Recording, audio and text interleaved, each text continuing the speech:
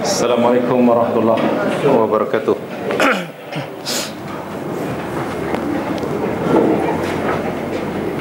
Innal hamdalillah nahmaduhu wa nasta'inuh. Sesungguhnya segala puji bagi Allah,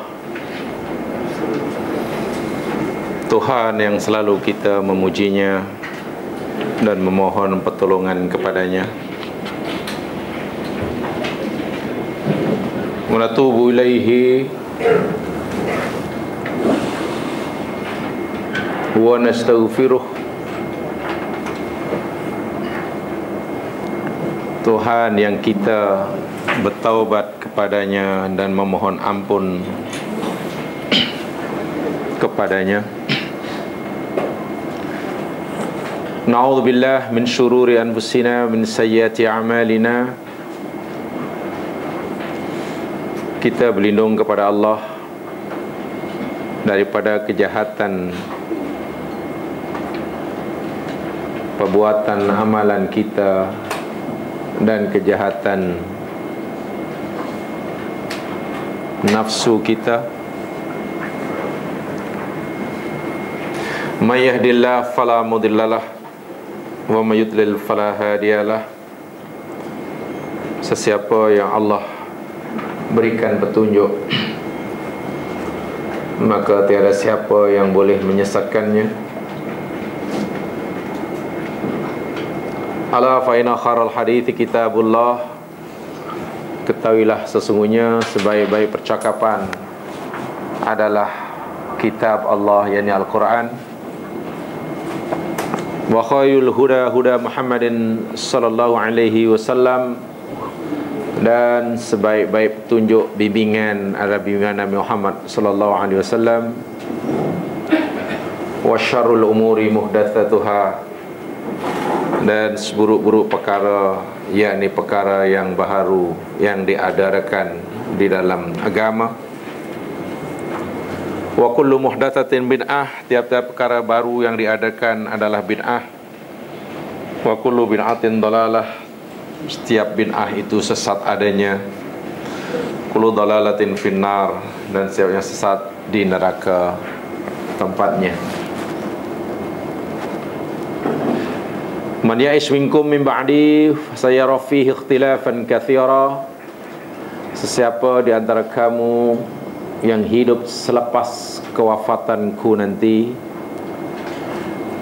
niscaya ia akan melihat dan menyaksikan ikhtilaf, perbezaan yang banyak.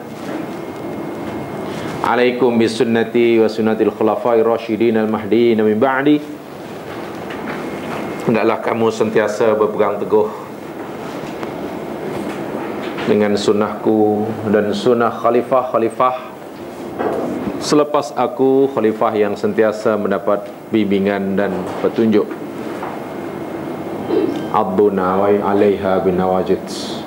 Gigit oleh kamu sunnahku dengan gigi-gigi kamu. Jamaah rahimakumullah, kita masih bicara tentang tawakal dalam siri pengajian kita Tazkiyatun Nafsi. Siri pertama tentang tawakal telah kita pelajari dari sudut pengertian dan ta'rif. Dan kita masih ingat tentunya bahwa at-tawakkul ibadah qalbiyah min ajallil ibadat wa qurbah min a'zamil qurubat. Tawakkul ialah ibadah hati dan sebesar-besar ibadah. Tawakkul adalah perbuatan taqarrub kepada Allah, dan sebesar-besar amalan taqarrub wa huwa faridah yajibu ikhlasuhu lillahi ta'ala. Tawakul adalah fardu hukumnya yang wajib ikhlas melakukannya semata-mata karena Allah. Wa ajma'an wa ala ibadah aw 'ala maqamati tauhid wa 'azamu wa ajalluha. Tawakul yakni satu sifat yang menghimpun pelbagai jenis ibadah dan pelbagai jenis maqam dan darjah seorang hamba di hadapan Tuhannya. Bahkan Imam Ibnul Qayyim Al-Jauziyah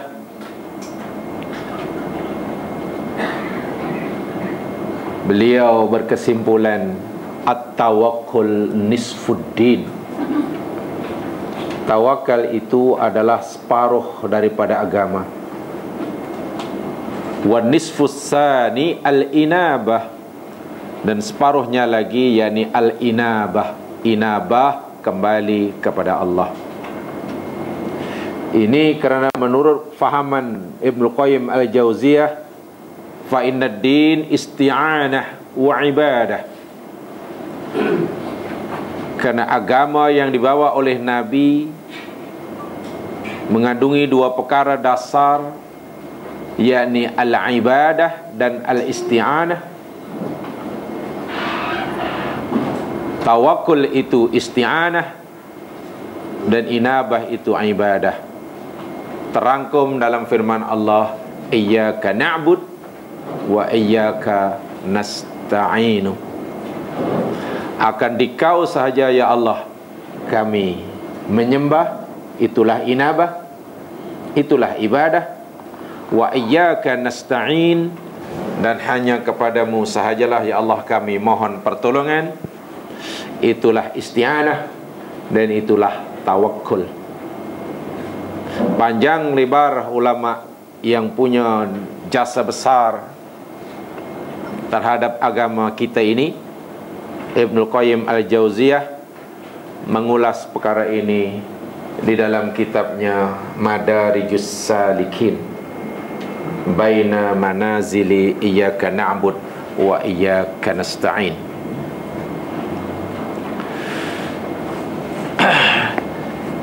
Dan seterusnya, sebelum saya teruskan penjelasan pada siri yang lepas, saya ingin menambahkan sedikit ulasan diberikan oleh Imam Ibnul Qayyim Al-Jauziyah. Tawakul di dalam agama kita secara umum, ya mas sekalian, yakni terbahagi menjadi dua. Satu namanya tawakul ittirari. Tawakul ittirari. Ittirari maknanya terpaksa. Terpaksa jangan diartikan sama dengan tidak sukarela, bukan. Terpaksa dalam arti kata kerana tidak ada cara lain untuk mendapatkan sesuatu yang diharapkan, melainkan semata-mata bergantung harap kepada Allah. Ketika mana pintu-pintu ikhtiar dan sunatullah telah tertutup rapat. Ini dipanggil tawakul ittirari. Ilja bihaitsu la yajidul abdu malja wala wuzran illa tawakkul. Ketika seseorang hamba tidak lagi mendapatkan tempat berlindung, tempat berharap, tempat bergantung, melainkan bertawakal kepada Allah Subhanahu wa taala oleh sebab asbab sunnatullah ikhtiar, pintu-pintunya telah tertutup rapat. Telah tertutup rapat. Contoh tawakul ittirari, kalau di dalam hadis sahih Nabi telah menceritakan 3 orang yang terperangkap dalam gua.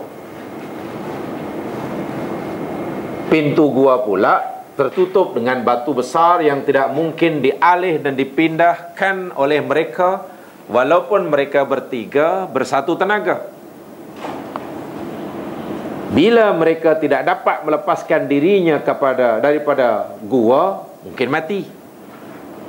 Sementara mereka belum bersedia untuk mati. Mereka ingin keluar, dan cara untuk mereka keluar, pintu gua mesti terbuka, batu yang menutupi gua mesti dialihkan. Masalahnya, apapun ikhtiar dan usaha yang mereka lakukan untuk mengalihkan batu besar yang menutupi gua, tidak ada.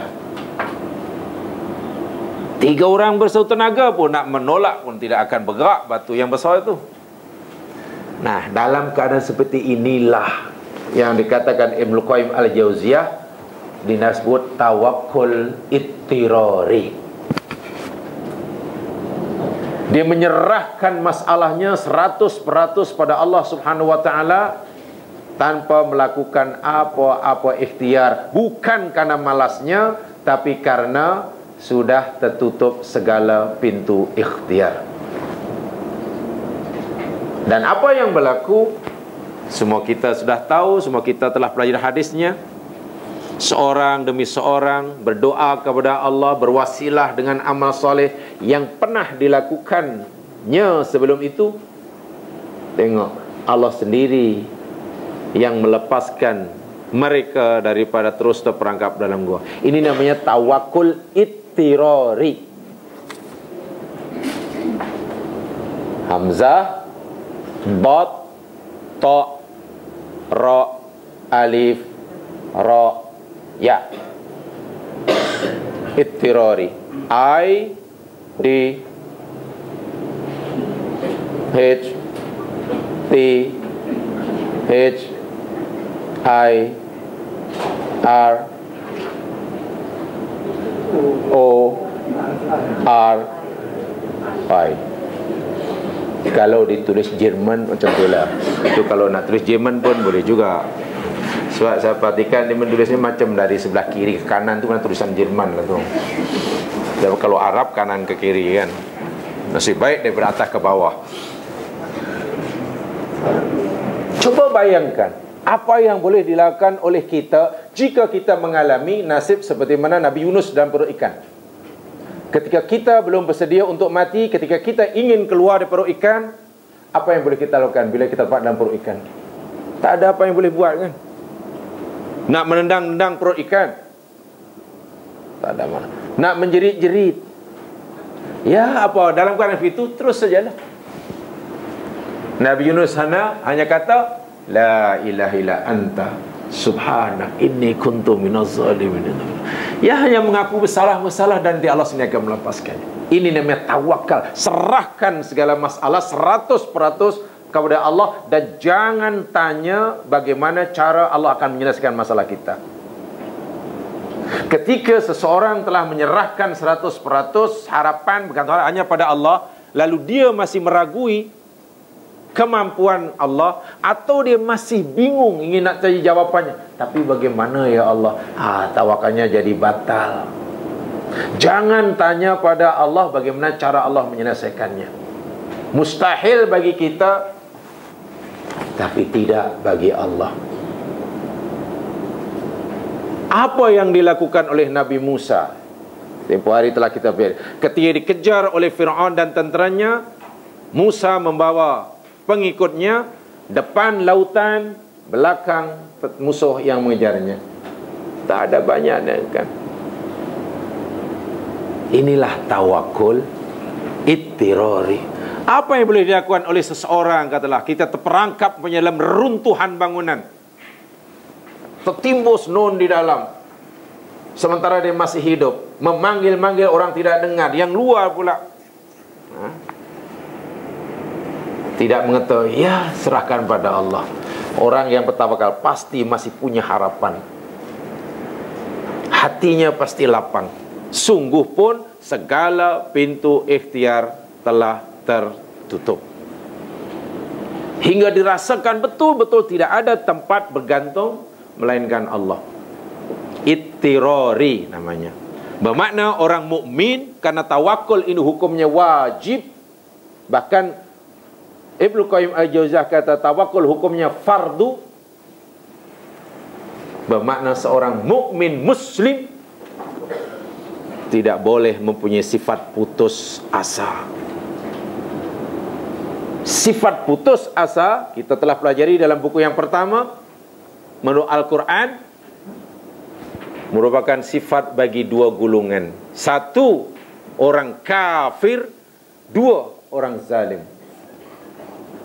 Sifat putus asa dalam Al-Quran disebutkan oleh Allah, yakni sifat bagi satu, orang kafir, dan kedua, orang zalim. Maknanya orang mukmin tidak boleh punya sifat putus asa, putus berharap, selagi ia mau menyerahkan masalahnya kepada Allah Subhanahu wa ta'ala.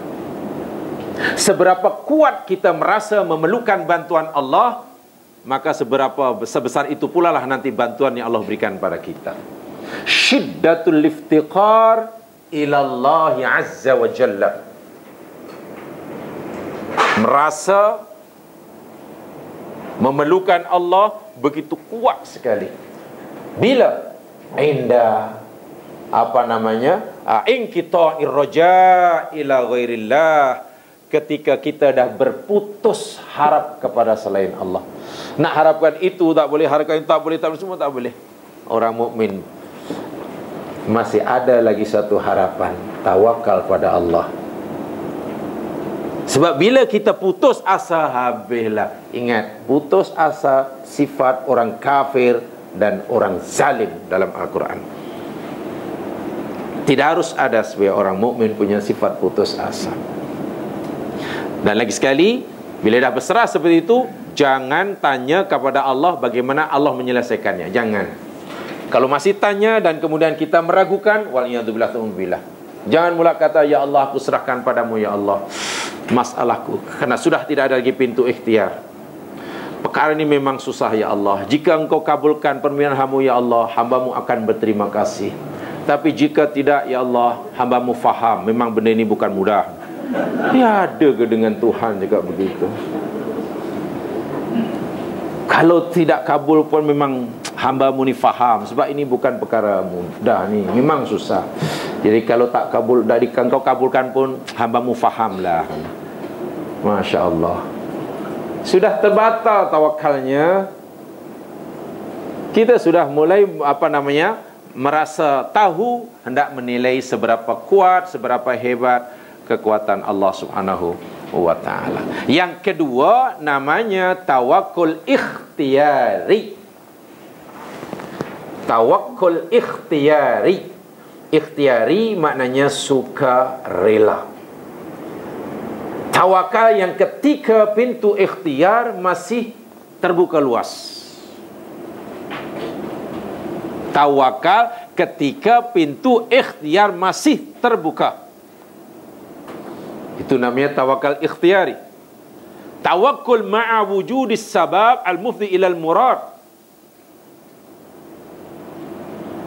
yakni tawakal ketika sabab atau pintu ikhtiar sunatullah masih wujud, masih ada untuk mencapai apa yang dia inginkan.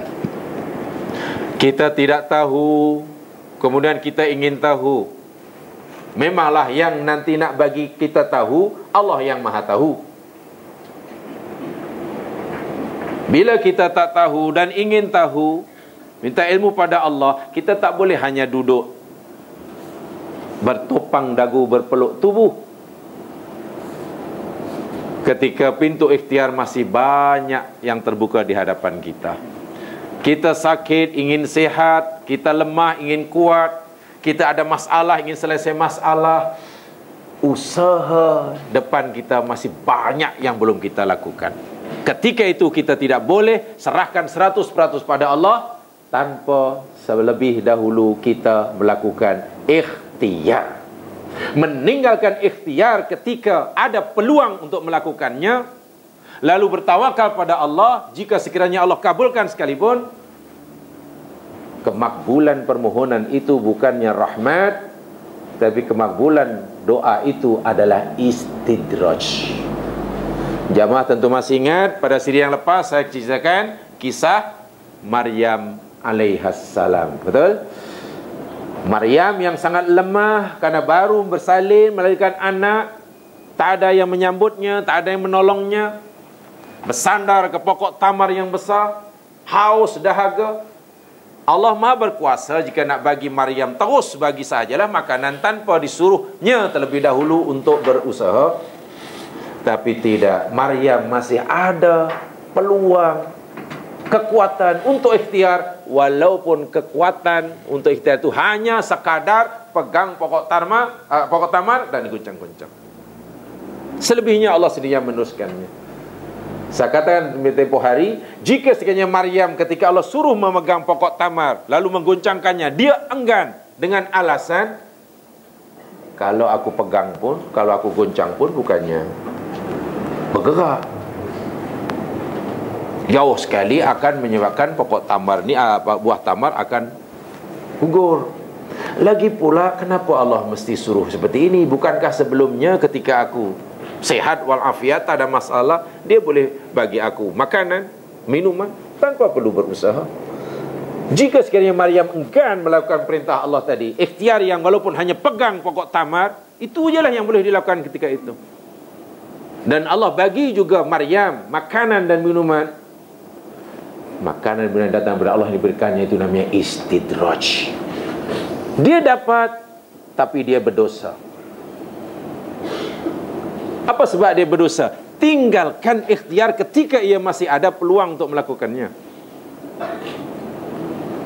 Tengok, ikhtiar diperintahkan oleh Allah untuk kita buat. Selepas kita buat pula, kita dilarang bergantung harap kepada ikhtiar. Sebaliknya begitulah agama mengajarkan kita. Jadi orang Islam yang ada hanya lapang dan lapang. Ketika melakukan ikhtiar, sebab itu perintah agama, itu adalah ibadah.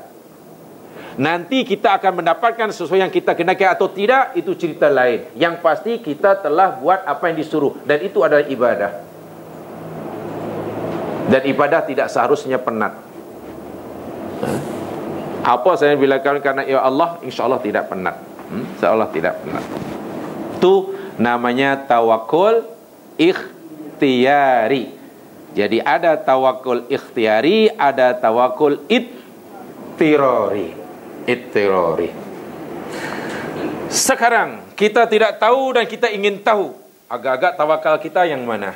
Kita wajib tawakal nih, masa belajar ni wajib tawakal. Tawakal yang mana ni? Ikhtiari. Ya, ada orang berniaga tak laku, kemudian dia nak supaya nanti laku. Macam mana dia? Ikhtiari tawakalnya. Kita bebanan hidup makin bertambah, kos sara hidup makin bertambah, pendapatan macam itu juga. Macam mana nak memberi keperluan hidup? Kita mesti tawakal yang mana ni? Ikhtiari. Nampaknya kita belum lah. Ikhtiari belum. Kalau ikhtiari, jamaah kena terperangkap dalam batu.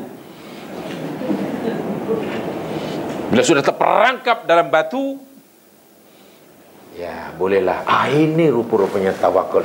Baik, tengok, kalau ketika seseorang dah tak ada upaya, tak ada ruang untuk bergerak, untuk ikhtiar, itu pun Allah tolong, itu pun Allah bagi apa yang dia kendaki, yang dia mau oleh Anma tadi.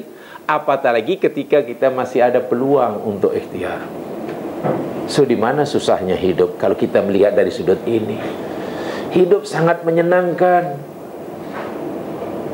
Hidup sangat menyenangkan, membahagiakan. Kata orang, hidup manusia terlalu singkat untuk kecewa. Hidup terlalu singkat untuk kecewa. Umur 60, 70 tahun, 80 tahun paling lama, terlalu pendek untuk sengsara. Kan terlalu pendek kan? Sebab itu kena ditanam sifat-sifat seperti ini. Tawakal kepada Allah Subhanahu wa ta'ala, yang penjelasannya di bagian pertama tentu sudah masih diingat. Baik, itu jenisnya, kata Ibnul Qayyim Al-Jauziyah. Sekarang yang nak saya sampaikan lagi, yakni alaqut tawakkul bil asbab. Apakah hubungan? Sekarang kita lihat kedudukan manusia, jenis manusia, dari aspek bila kita lihat dari aspek hubungan antara tawakal dan ikhtiar. Kan tawakal dan ikhtiar ni tidak boleh dipisah ya. Tawakal Bila berhadapan dengan tawakal dan ikhtiar, manusia ini rupanya ada terbagi menjadi 4 golongan. Dan nanti tolong setelah kita fahami, kita tanya diri kita masing-masing, kita jenis golongan yang mana. Kalau kita berada golongan yang belum betul, tolong dibetulkan. Ingat, hukumnya fardu, kata Ibnu Qayyim. Tawakul dan hubungan al-alaqah bainat tawakkul bil asbab. Hubungan antara tawakal dan asbab. Asbab itu lakat ikhtiar lah. Yang pertama saya ingin bacakan, al-iltifatu ilal asbabil bil kulliyah wal i'timadil qalbi wal jawarih 'alayha min ghairi nadril musabbibiha kadal madiyin wal aqalanin faqau fi syirk li'annahum mathbatu mujidan ma'allahi mustaqillan bid dharri wan naf wa hadha batil mukhalifun lil kitabi was sunnah wal ijma' kama anna al asbab qad tatakhallaf an musabbibatiha biidznillah kama yashhadu lidzalikal his. Golongan yang pertama, yakni manusia yang bergantung harap, bersandar harap semata-mata kepada al-asbab al-kuliyah, kepada ikhtiar semata-mata. Jadi betul-betul ia mengandalkan, mengharapkan, bergantung harap sepenuhnya kejayaan hidup yang nak didapat ini ketika ia menginginkan manfaat, ketika ia menolak madarat, 100% bergantung harap, percaya 100% kepada usaha dan ikhtiarnya. Ini orang ni betul-betul berfikiran, bermentaliti matematik lah. 2 campur 2 mesti 4. Mana boleh 2 campur 2 kosong. Ini campur ini mesti jadi ini. Kalau saya buat ini pasti begitu. Kalau buat begitu pasti begini. Orang yang memutlakan sunatullah, sehingga bila ia telah merasa telah berjaya menjalani kehidupan berdasarkan ketentuan sunatullah, pasti akan mendapatkan sebagaimana diharapkan. Hingga peringkat saya katakan tadi, bergantung harap kepada usahanya. Dalam bahasa akidah ini dipanggil syirik asbab. Syirik asbab namanya. Awak ada sakit apa? Oh, sakit kepala. Sakit kepala awak ni punca dia ni. Kalau begitu, untuk menghilangkan rasa kepala, awak mesti makan ubat ini. Sebab ubat ini mengandungi ini. Dan menurut sunatullah, bila ini masuk kamu makan dan sakit kepala pasti akan hilang. Sedikit pun tidak ada ingatan walaupun terlintas, yang semuanya itu berlaku karena izin Allah Subhanahu wa taala. Orang ini sudah peringkat menafikan campur tangan dan peranan Allah dalam alam semesta. Orang ini mungkin dia fikir Allah Subhanahu wa taala ini setelah mencipta alam dan isinya, kemudian diberinya hukum atau undang-undang namanya sunatullah, lalu Allah berlepas tangan. Mungkin dia fikir begitu. Mungkin orang ini fikir Allah macam kilang pembuat jam. Jam apa sajalah. Dan kerana jam itu dia dibuat otomatik kan? Dah sekarang dijual. Bila dijual, dah ada pembeli, dia letak mana-mana, di tangan kah, di mana kah, di kan yang buat jam sudah tak tahu mana kan? Hidup ke, mati ke, jatuh ke, usah tak tahu. Sebab dah dibuatnya otomatik sekarang. Apa dia ingat Allah ini fikir macam seorang pembuat robot, setelah robot dicipta semikian canggih, onkan switchnya, kemudian dia akan melakukan kerja sebenarnya dirancang, dan yang mencipta robot boleh tidur lena. Orang yang memutlakkan sunatullah macam orang yang percaya ini. Allah Subhanahu wa taala benar menciptakan alam semesta, lalu diletakkan padanya sunatullah. Kalau kamu lapar, kamu mesti makan. Sebab makan nanti meninggal. Ini api, jangan dekati. Ini racun, jangan terminum. Ini obat, kamu makan. Ini semua. Tetapi Allah masih terus memeliharanya, memperhatikan. Ada kadang-kadang sunatullah yang Allah kehendaki ia berjaya, ada kadang sunatullah yang Allah kehendaki ia terbatal. Seperti mana padamnya dan sejuknya api pada zaman Ibrahim. Golongan yang pertama yang memutlakkan sunatullah ini namanya syirik asbab. Sebab itu orang yang seperti ini, macam mana aku boleh gagal? Kan aku sudah melakukan ini. Ya apa sebenarnya? Ini betul-betul tidak adil. Ibaratnya beginilah, ya mas sekalian, contoh yang mudah. Katalah kita hendak nilai 10. Dalam hidup kita hendakkan nilai 10. Dan semua langkah kerja untuk mendapatkan nilai 10, semuanya telah kita buat. Semua telah tempuh. 5 darab 2 sudah. 5 campur 5 sudah. 9 campur 1 sudah. Oh, puluhan cara. Yang semua itu menurut sunnatullah, logik akal, nilainya, hasilnya mesti 10. Tapi ingat, kita tidak ada kuasa untuk menentukan 10-nya itu. Sebab yang menentukan 10 atau kosong, Allah subhanahu wa ta'ala. Kita hanya disuruh buat. Orang tadi, dia merasa ada kuasa untuk menentukan hasil usahanya.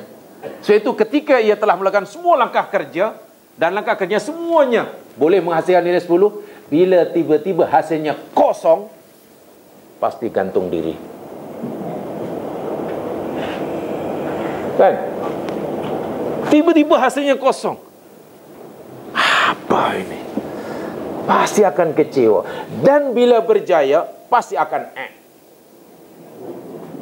Kalau berjaya, wah, mesti akhir lah, belagak lah. Bila gagal, pasti akan. Ini jenis orang pertama. Ini sangat bahaya. Orang ini sudah melakukan syirik asbab namanya. Jangan memutlakkan ikhtiar. Bani Israel khasnya Yahudi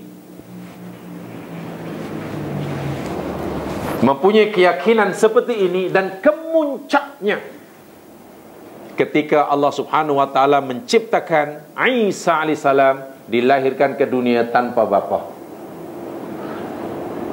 Karena selama itu Bani Israel khasnya Yahudi, keiman dan akidahnya telah memutlakan sunnatullah. Ini campur ni mesti begini, ini campur ni. Seorang perempuan punya anak mesti ada lelaki.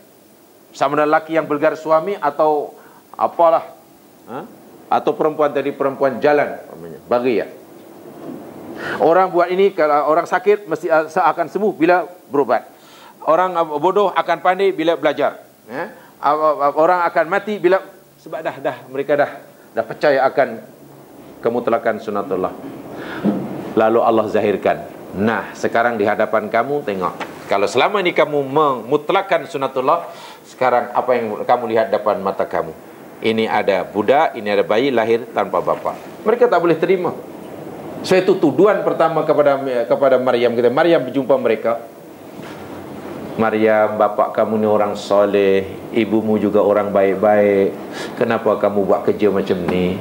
Bahasa kasarnya, Maryam dituduh perempuan jalanan, yakni zina. Dan Nabi Isa dituduh sebagai anak luar nikah. Sebab akal mereka tak boleh terima. Jika Maryam cerita sekalipun, yang sebenarnya mereka tidak akan terima. Mana mungkin seorang perempuan punya anak tanpa lelaki. Ima lelaki yang bergelar suami, wa ima lelaki yang bergelar hidung belang. Kan itu tuduhannya. Sebab itu tidak mungkin, mana mungkin anak ni mesti ada bapa dia. Mesti ada bapa dia. Kamu yang tidak mengaku. Macam mana Maryam oleh Allah dah diberitahu oleh Allah, jangan cakap, jangan jawab wahai Maryam. Sebab kalau kamu jawab pun mereka akan tolak. Mereka tidak boleh percaya ada anak lahir tanpa bapa. Sebab mereka selama ini telah memutlakkan sunnatullah. Api mesti membakar, mana boleh api tidak membakar. Racun mesti membunuh, mana racun boleh tidak membunuh. Dah macam itulah kira-kira dia. Kalau mereka masih berkeras menuduh bahawa Isa itu sebagai anak luar nikah, karena tidak mungkin anak lahir tanpa bapa, Allah tunjukkan depan mata mereka. Maryam kata, kalau kamu tak percaya, kalau kau nak tahulah siapa budak ini, kau tanya sendirilah. Wa syarat ilaih, Maryam memberi syarat kepada putranya yang masih dibuai, ya, mereka terkejut, merasa dipermainkan. Kaifa nukallimu wa kana fil mahdi sabiyya. Maryam, aku tanya kamu, bukan aku nak tanya anak kamu. Lagi pula macam mana aku nak bertanya kepada bayi, sabi itu bayi yang masih dalam buaian, fil mahdi. Subhanallah, pada masa itulah Allah tunjukkan kelancaran kudratnya, menyalahi sunatullahnya. Isa boleh memberitahu siapa mereka semua.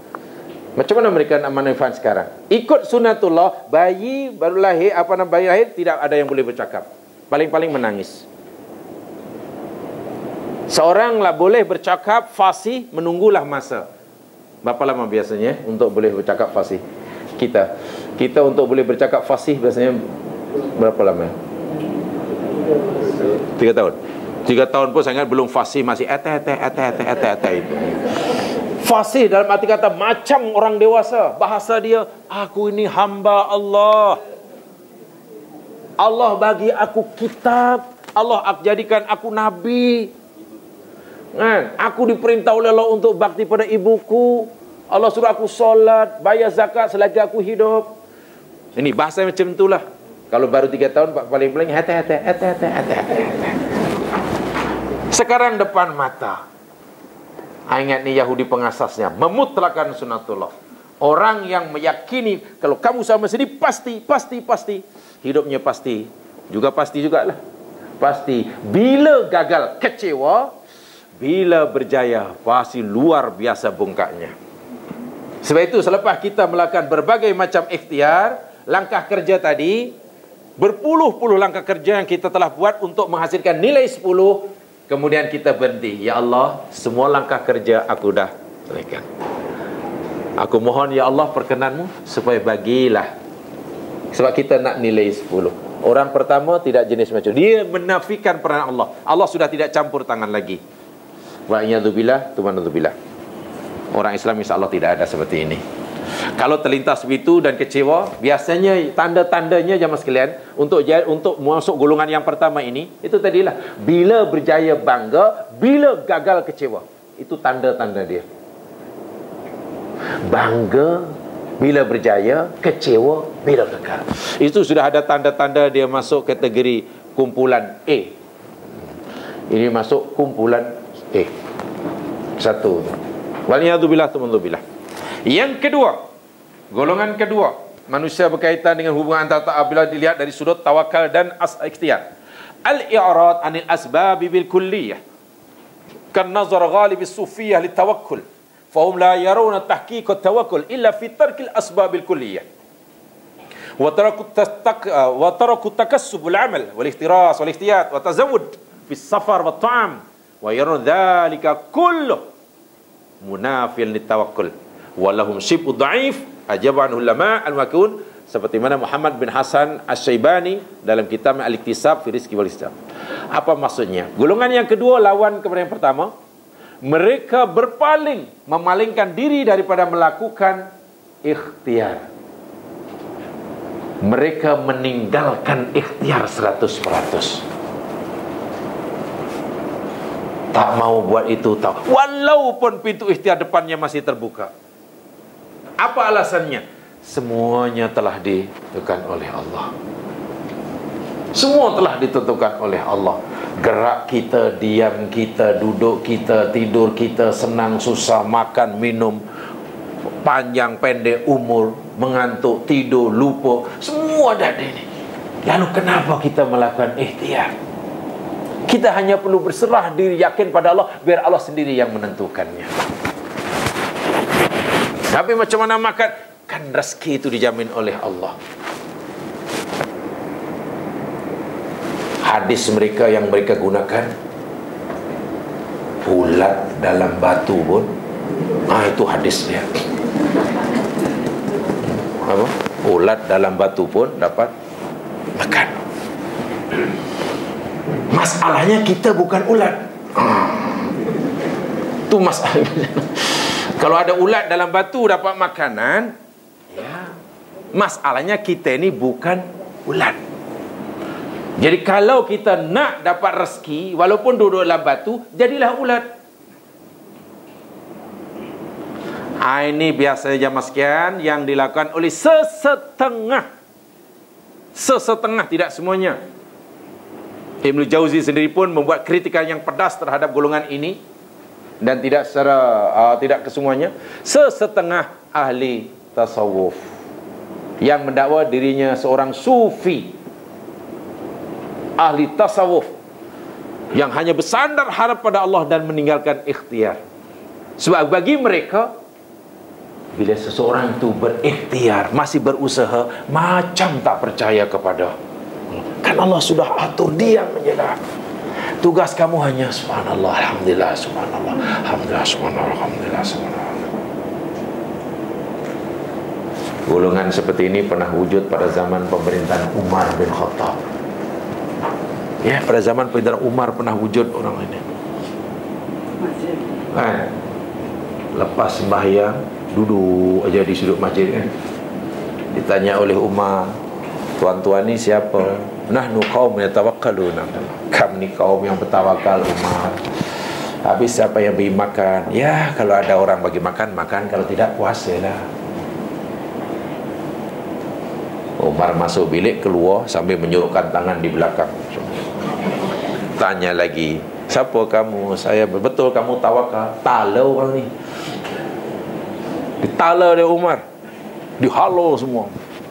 Bukankah Tuhan kamu berfirman, fa idza qudiyatis salat fantashiru fil ard? Bukankah Allah Tuhanmu berfirman, apabila telah usai salat dilakukan, hendaklah kamu bertebaran semula di atas muka bumi, wabtau min fadlillah. Jadi sebab alasan dia duduk, dia kata tawakal. Dihalau oleh Umar. Ini salah, ya? Salah. Dan ini mendapat kritikan yang hebat, khasnya daripada ulama ahli sunnah, termasuk umpamanya oleh Muhammad bin Hasan Asy-Syaibani dalam kitabnya Al-Iktisab fi Rizqi Al-Mustatab, usaha bekerja untuk mendapatkan rezeki yang halal. Dan juga dalam kitabnya Al-Hasu 'ala Tijarah wa Sina'ah wal 'Amal, yakni anjuran agama dalam bekerja. Dan juga Al-Haris Al-Muhasibi yang terkenal dalam kitabnya Al-Mukasib. Dan tidak terkecuali Ibn Taymiyah, muridnya Ibn Qayyim, muridnya yakni Ibn Qayyim juga, dan Ibn Jauzi, dan juga Ibn Rajab. Mereka ini mungkin golongan-golongan yang hanya bersandar harap, tak mau, sakit pun tak mau berubat. Jamaah sekalian, sabar yang Allah suruh kita bersabar ketika kita sakit, tidak boleh kita jadikan alasan untuk tidak berubat. Jangan bila orang kemudian ketika sakit kemudian berubat, makna orang itu tidak sabar. Bukan. Jangan kita fikir bila orang ditimpa kemiskinan lalu dia berusaha, dikira tidak sabar dengan kemiskinannya. Malangnya sabar ini dia fikir sabar ini maknanya orang yang baik, jamaah sekalian, kalau saya katalah contohnya, di kampung saya ada orang yang sangat sabar. Apa yang jamaah bayangkan orang ini? Di kampung saya ada orang sangat sabar. Apa yang jamaah faham? Pertama dari segi umur, agak umurnya 18 tahun ke atau 18 terbalik? Oh, dah 18. Agak-agak dia pakai seluar jin atau pakaian palikat. Orangnya sabar orang itu. Pakaian palikat agak-agak orangnya kurus atau badannya gempal-gempal tu. Kurus kan, kurus. Dia berjalan agak cergas atau jalan wah, betul-betul lah kita ni cara memahami pelik. Sabar karena difahami seperti itu. Ini yang payah. Ini macam mana nak maju, macam mana nak jadi orang umat Islam yang cemerlang. Kalau saya tidak salah, dalam buku yang pertama dahulu saya pernah berkata ketika saya cerita tentang sabar ini, sebabkan buku pertama kisah cerita tentang sifat-sifat mahmudah, buku kedua cerita tentang sifat-sifat madmumah. Sekarang buku yang ketiga cerita sifat-sifat yang mahmudah yang ada hubungan antara kita dengan Allah. Jadi dah buku 3 ni, bukan buku pertama ni. Jadi saya pernah kata buku ketika saya cerita sabar, yakni ada banyak sekali istilah-istilah agama yang dengan istilah agama, dengan pengertian yang betul, ajaran yang betul, kefahaman yang betul, generasi salafus soleh menjadi umat-umat yang hebat. Tetapi dengan istilah agama yang sama, Karena salah faham, umat kemudian hari menjadi mundur. Sabar, qanaah, apalagi wara, apalagi ya? Sabar, qanaah, wara, syukur, kan? Zuhud. Ini kan istilah-istilah agama nih. Nabi yang memperkenalkannya. Dalam Quran ada, dalam hadis ada. Dan dengan istilah inilah, karena Nabi memberi pengajaran yang betul sebagaimana Allah kehendaki, generasi sahabat tabi'in jadi orang yang hebat-hebat belaka. Malangnya istilah yang sama, zuhud, sabar, qanaah, karena disalah fahami, membuat orang. Saya itu jarang kan cerita, katalah cerita mari tajuk kita kemarin ini, yakni cerita zuhud umpamanya. Saran tentang zuhud di hadapan ahli-ahli konglomerat yang jaringan perniagaannya antar benua, bahkan antar planet. Dia punya, ini bukan perniagaan yang ini, dia punya networking perniagaannya antar planet. Sebab dia miaga peluru berpandu, miaga Soyuz, kan? Tiba-tiba kita cakap, mari tajuk kita hari ini zuhud. Mungkin kau jangan main zuhud kan, ngak lama-lama nanti ini setengah semangat nak kerja, awak cerita zuhud. Nanti hilang semangat nak kerja. Biasanya orang faham inilah salah kita. Dan ini banyak sudah meluas seperti itu. Sabar, bila itu sabar pula dengan kemudian jadi orang malas. Bagi saya kesalahan yang paling berat sekali lah bagi saya. Ya, untuk mengingatkan semula jamaah sekalian, elok jamaah lihat dalam surah Ali Imran ya, panduan dia. Ini juga sekadar contoh ya. Dalam surah Ali Imran ayat yang ke-146, kan di situ dahulu kita jelaskan bagaimana sabar sebenarnya. Ya. Satu di antara pengertian sabar menurut Al-Quran, Ali Imran 146. Di situ ada 3 syarat untuk layak seseorang itu bergelar sabirun. Allah berfirman, a'udzubillahi minasyaitonirrajim. Di situ ada firman Allah, wa ka'ayyim min nabiyyin qatala ma'ahu ribbiyuna katsir. Dan betapa ramainya nabi yang berperang di jalan Allah dan bersama nabi tadi ribbiyuna katsir. Generasi-generasi Rabbani yang ramai. Ciri-ciri pengikut-pengikut setia Nabi itu ialah 1, ma wahanu, fama wahanu lima asabahum sabilillah. Mereka tidak lemah di jalan terhadap apa yang menimpa mereka di jalan Allah. Terhadap musibah yang menimpa mereka, mereka tak lemah. Ma wahanu. Kedua, wa ma dha'ufu. Mereka juga tidak lemah, di situ terjemahannya. 3, wa mastakanu.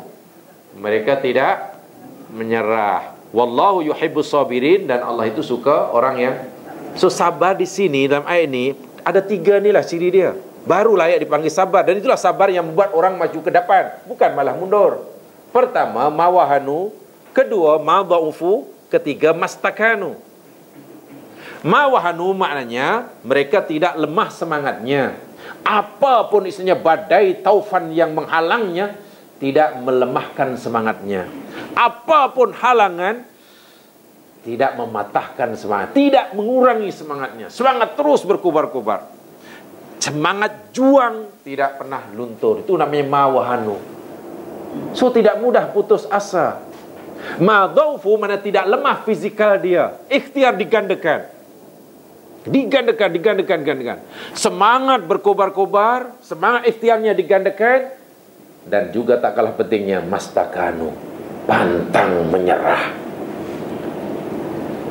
So agak sekarang setelah kita melihat ini, orang sabar, orang yang semangat, mawahanu tidak lemah semangat, madhaufu tidak lemah usaha dia, mastakanu pantang menyerah. Itu orang sabar, akhirnya orang yang jalannya perlahan atau jalan rajin, laju. Orangnya lembek-lembek atau macam mana nak? Inilah yang saya kata, bagi saya satu kesalahan yang susah dimaafkan ya mas sekalian. Bila kita orang menjelaskan sabar, membuat orang malah jadi mundur, menjadi lemah. Sabar itu penyuntik semangat yang luar biasa. Generasi awal menjadi maju itu sebab pengertiannya ini betul. Ya, betul. Pengertian sabar seperti ini jamaah sekalian sama dengan peribahasa Melayu. Ini betul, yang peribahasa Melayu yang satu ini betul. Berakit-rakit ke hulu, berenang-renang ke tepian. Bersakit-sakit dahulu, bersenang-senang kemudian. Nak berenang, menyeberangi Selat Melaka. Yo teruslah. Dapat 1 kilometer rasa dapat nak terus semangat orang. Semangat tinggi. Usaha lagi terus, penat pun terus. Selagi belum mencecah tangan dia nun di Tanjung Pinang, tak akan menyerah. Orang nak mendaki pancaran Himalaya, kan mesti begitu kan, semangat tinggi, usaha gigi, mungkin tinggal 100 meter dah nampak, tapi rasa oh saya tidak boleh menyerah. Akhirnya berjayalah memacakkan jalur gemilang di puncak Himalaya. Tapi sayang kalau sabar hanya untuk menakluki Himalaya, sayang. Inilah sabar. Jadi macam mana orang tiba-tiba kita tawakal jenis golongan yang kedua tadi? Ya, tidak melakukan apa ikhtiar dengan alasan semuanya. Itu semua bukan orang tawakal, orang malas, kata Umar. Kalau Umar masih hidup pada zaman sekarang dan jadi PM sekarang, ramai kena tala. Ramai kena tala. Tempoh hari kan pernah saya katakan, Umar orang yang kan hebat zaman sekalian ya. Berjalan-jalan, berjumpa sahabat yang jalan nampak macam tunduk macam tu. Umar tanya, "Anda sakit?" "Oh tidak ya mukminin." "Irfa' ra'sak fa innal Islam laisa bimarid." Kalau awak tidak sakit, angkat kepala, jalan tegap. Islam bukannya agama yang sakit. Orang itu terus sebab jalan. Umar memang pantang tengok orang lebih-lebih. Ini bukan sakit ya, orang saja nak. Masya Allah. So yang kedua ini salah juga. Yang pertama salah, syirik namanya, syirik asbab. Golongan kedua ini pun salah. Dia sudah salah memahami perintah Allah Subhanahu wa taala. Allah suruh mereka tawakal, dia ingat Allah, kemudian alasan tak bertawakal, tawakal dijadikan alasan untuk tidak melakukan apa-apa ikhtiar. Salah. Rasul sallallahu alaihi wasallam pun berikhtiar.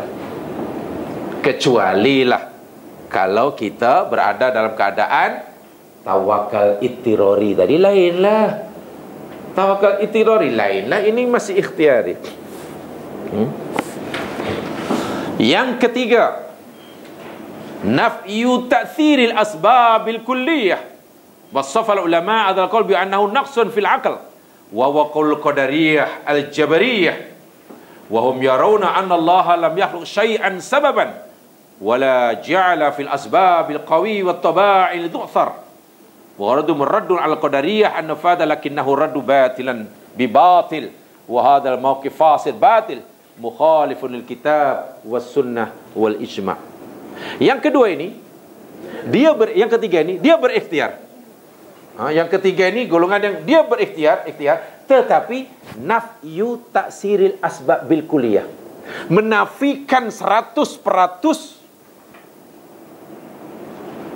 akan kesan ikhtiarnya.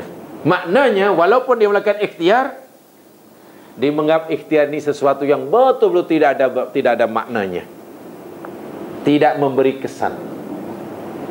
Ini pun juga satu dosa. Dia makan, dia lapar, kemudian makan, itu ikhtiar dia.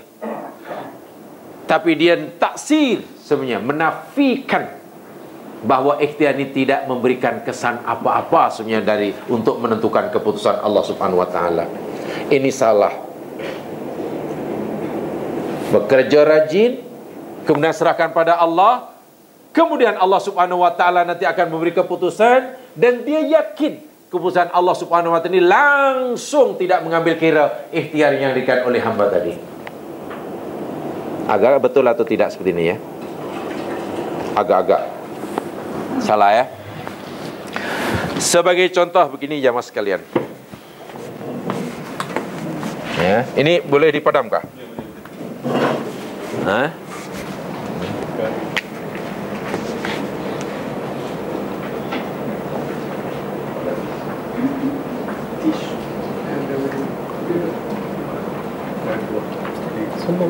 Ya, ya.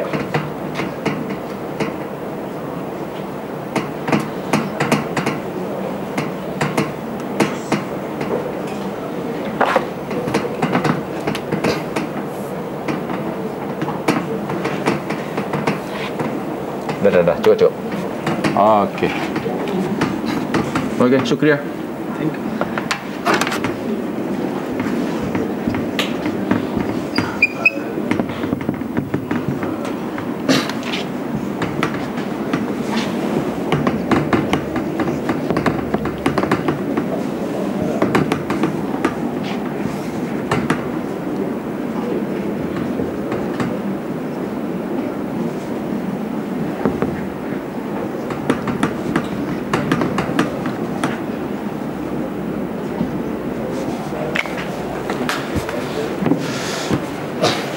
Begini untuk memudahkan kefahaman.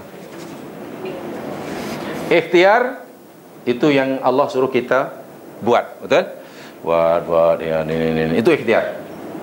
Ibarat kita nakkan nilai 10, saya kata tadi, semua langkah kerja kita dah buat, gitulah.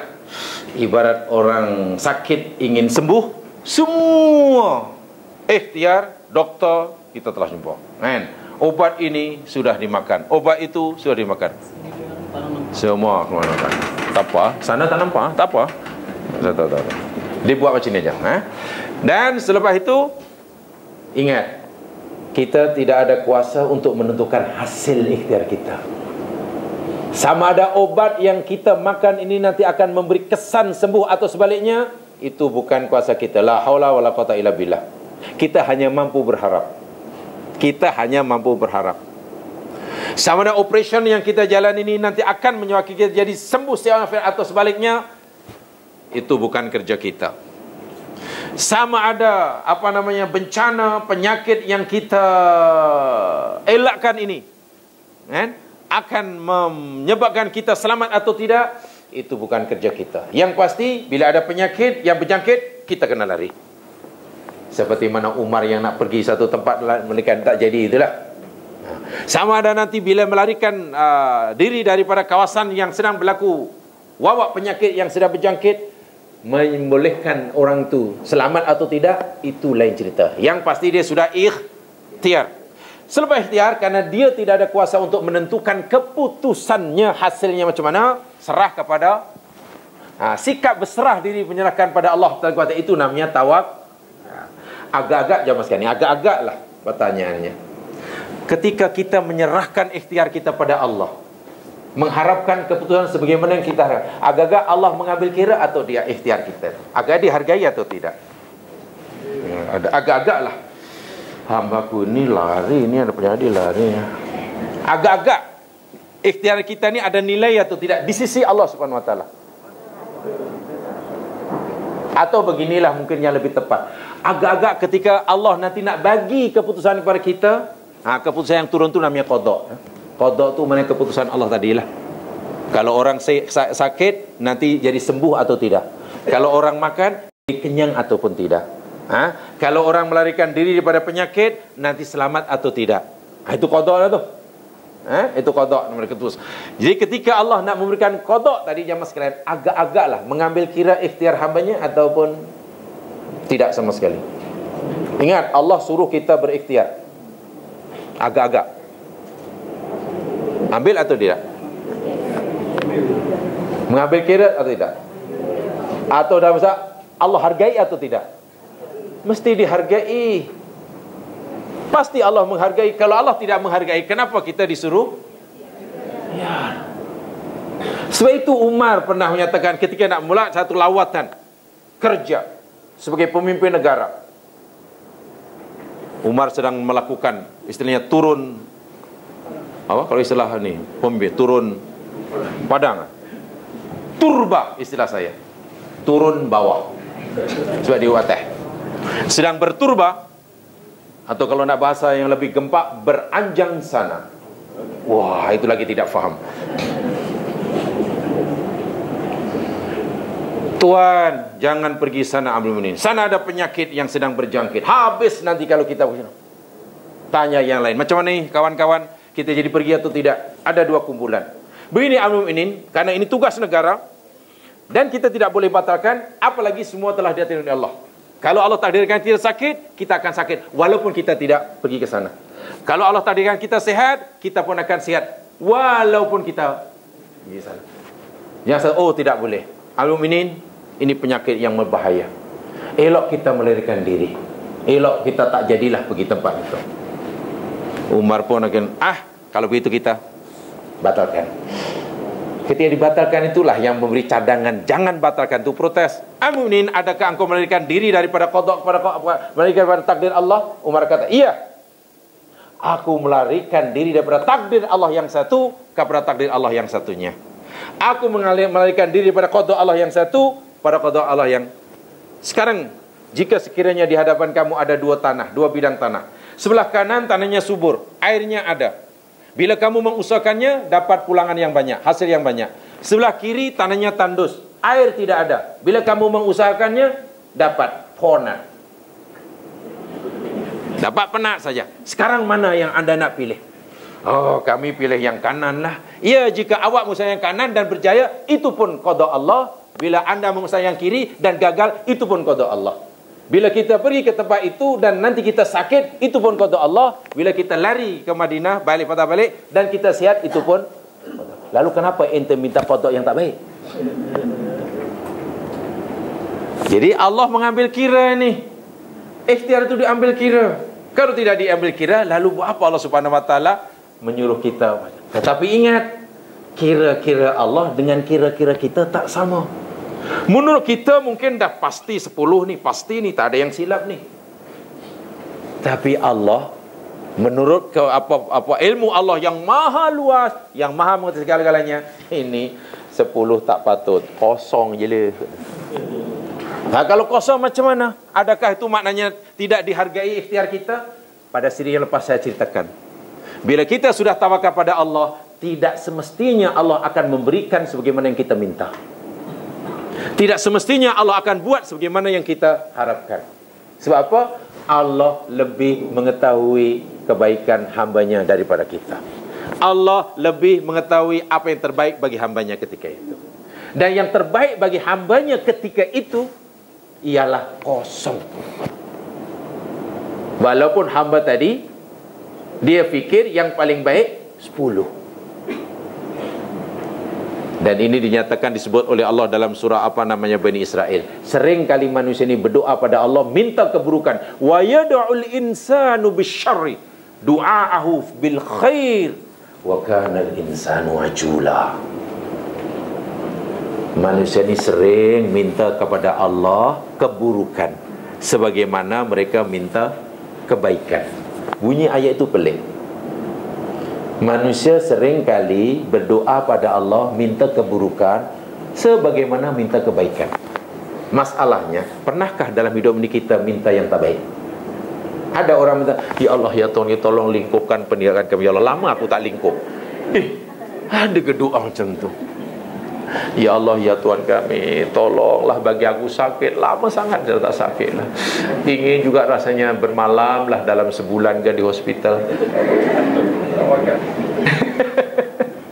Ya Allah ya Tuhan kami, tolonglah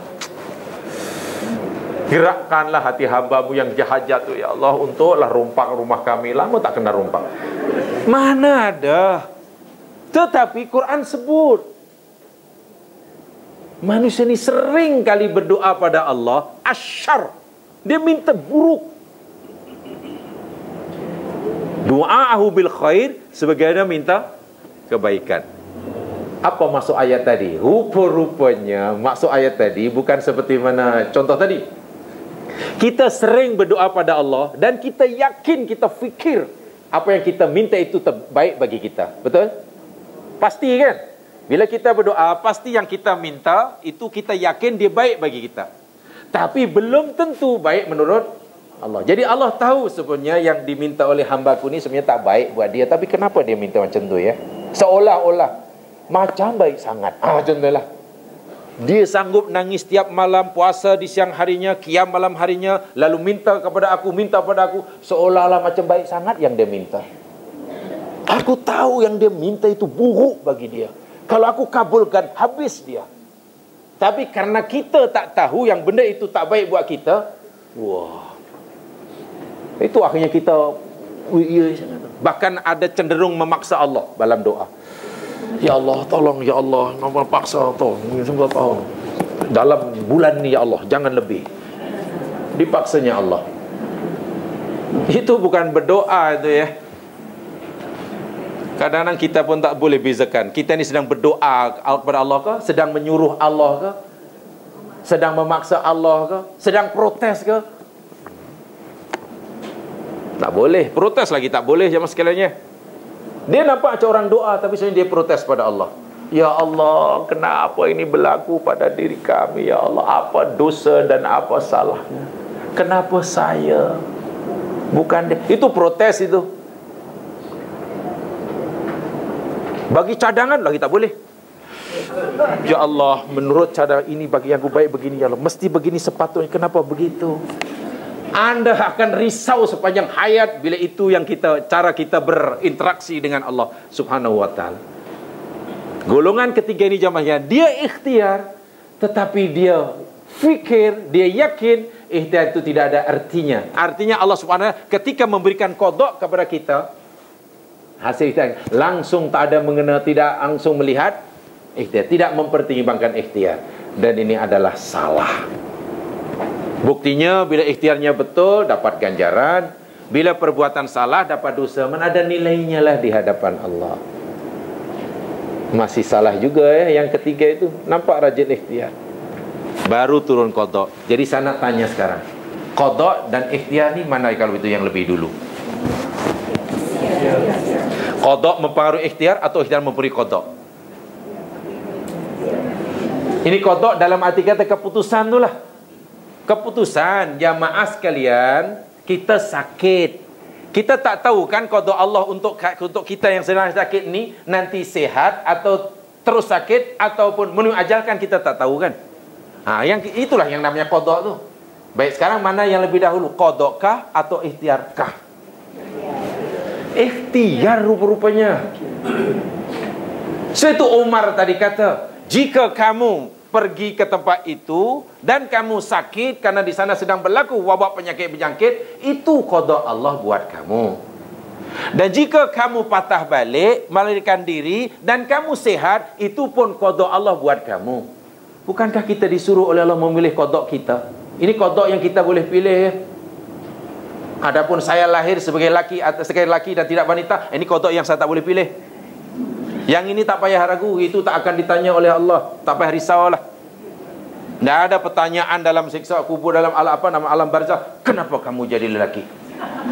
Bukankah abang kamu 8 orang dah lelaki? Mana ada pertanyaan macam tu? Ada orang punya adat Thailand di sini, itu qada yang tak boleh pilih. Sebab itu tak ada pertanyaan malaikat, kenapa kau ada Thailand situ? Inilah qada. Jadi sebetulnya kita hampir, tetapi kita tak boleh memastikan. Agak-agak qada aku nanti sihat. Oh ini dah. Baru tahu kita apa qada kita selepas kita ikhtiar, kemudian kita serahkan pada lah, rupa-rupanya ini qada Allah. Qada Allah untuk ibuku rupanya meninggal. Tapi ada kadang yang kita ni dah melampaui, dah melampau, ibunya sakit, ada ikhtiar untuk merawatnya, mampu merawatnya, tetapi dia mungkin merasa dirinya kuat akidah dia. Saya ni yakin 100% pada Allah. Bila Allah takdirkan nanti meninggal, sia-sia je aku. Bukan murah. Bukan murah. Kosnya tinggi. Jadi ya serahkan pada Allah lah. Kalau Allah bagi sihat, apa susahnya? Bila Allah tetapkan ajalnya, ya memang itu hak dia. Jadi biar je lah, sabar je lah mak.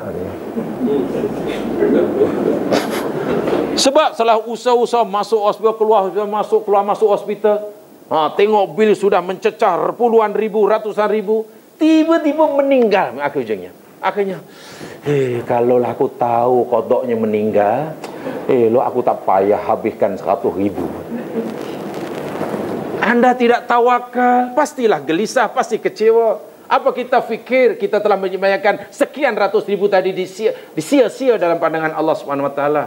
Kalau kita lakukan tadi lillahi ta'ala, lalu kita berserah diri kepada Allah, lalu ridha dengan keputusannya, 100.000 itu diganti jamaah sekalian sebagai ibadah kita. Jerih payah kita menjaganya, ibadah. Malangnya kita itu tadi, seolah-olah bila kita dah tawakal pada Allah, pasti Allah akan bagi sesuai yang kita minta. Itu kesilapan yang paling mendasar sekali. Orang yang telah bertawakal sekalipun kepada Allah, tidak semestinya Allah akan bagi sebagaimana yang diharapkan. Kalau kita fikir bila orang dah bertawakal kepada Allah, pasti Allah akan bagi macam yang kita nak. Kalau itu yang kita tanamkan dalam hati kita, bersiap sedialah untuk kecewa. Dan kita hanya kecewa karena kita rupanya silap, ya, kita salah berfikir. So itu hati kena difahamkan seperti itu, ya mas kan, ya, kena difahamkan. Ya, hati perlu di apa ya? Ya Yalah, kalau jamaah telah menguasai apa yang dipanggil time management, ada lagi satu, qalbu management. Jadi hati kena. Sebab kalau kita tak pandai manage hati, ya itu tadilah. Kalau tak pandai nak manage masa, mungkin ya hanya itu ajalah. Tapi bila hati gagal kita mengawalnya, mendidiknya, ya nanti yang susah kita. Keterangannya sebenarnya sangat panjang jemaah, tapi saya coba ringkaskan lah. Jadi itulah, tak ada banyaknya, tapi tak habis juga. Aduh. Bayangkan kalau saya diberi tajuk sampai tawakal, kalau saya ikutlah dan saya ikuti sebenarnya fahaman Ibnu Qayyim Al-Jauziyah, maknanya kita mesti mempelajari separuh agama kita. Macam mana nak ringkaskan? Sebab itu kalau katalah orang boleh menerangkan makna tawakal lah dalam setengah jam dan khatam Shadaqallahul Azim, mana orang tu hebat. Dalam setengah jam boleh menjelaskan separuh agama. Sebab itu setelah kita melihat buku-buku yang separuhnya lagi namanya inabah, kan iyyaka na'budu wa iyyaka nasta'in, kan itu separuh agama tu dalam tawakal. Sebab itu ada pembagian, ada martabat dia, ada jenisnya, kan? Ada punca-punca, ada sebabnya, bagaimana cara praktikalnya untuk tawakal Allah. Tawakal. Jadi maksud saya beginilah, setelah kita tahu sedikit banyak dan nampaknya masih juga tidak habis lagi, separuh agamanya mas kan, separuh agama kita. Ya, walaupun belum banyak kita beri, tolong pemahamannya mesti diperbetulkan. Kalau selama ini tawakal mungkin disalah fahami, sebab kita tak apalah, tawakal tu Allah je lah, tawakal je lah. Tak tahu lah apa mana tawakal. Tak apalah, tawakal. Macam mana bolehkan tawakal? Dia nak balik lepas ini, nanti balik, kan?